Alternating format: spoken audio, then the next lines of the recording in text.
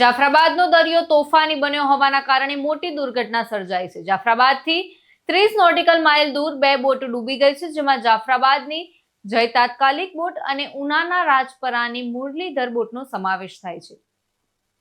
આ ઘટનામાં 3 બોટ ડૂબી જતા 7 જેટલા ખલાસીઓ લાપતા છે, તો જાફરાબાદ બોટના 8 ખલાસીઓ અને રાજપરા બોટના 4 ખલાસીઓ ડૂબી ગયા છે।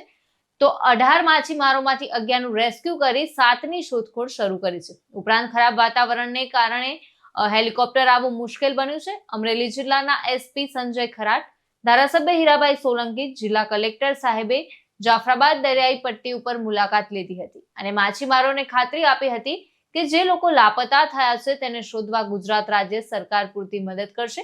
ત્યારે જાફરાબાદ માછીમારોમાં અત્યારે ચિંતાનો માહોલ જોવા મળી રહ્યો છે। જાફરાબાદ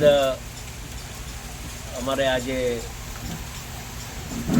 આબ ફાટી હોય એવું આજે ઘટના અમારે અહીંયા આખા જાફરાબાદમાં પંથકમાં ભૂતકાળમાં ક્યારે આવું બન્યું નથી કે આટલી બધી લોકો લાપતા થયા હોય।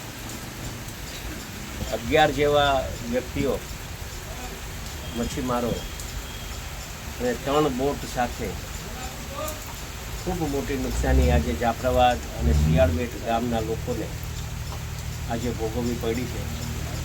ભગવાનભાઈ પ્રાર્થના કરીએ કે જે લોકો લાપતા છે એની શોધખોળ કરવા માટે સરકાર ચિંતા કરે છે। મુખ્યમંત્રીશ્રી સાથે વાત થઈ છે, હમણાં જ કલેક્ટર સાહેબ પણ સવારના વહેલા અહીંયા આવી અને નિરીક્ષણ કર્યું છે।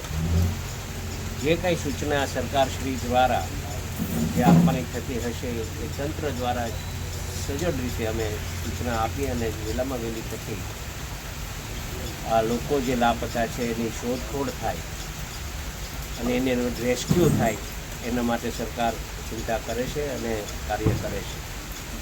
પ્રાર્થના કરીએ કે આ લોકો જે લાપતા છે એ સુરક્ષિત રીતે ઘરે આવે। ઇમરાન શેખ સાથે ચક્રવાત ન્યૂઝ, જાફરાબાદ।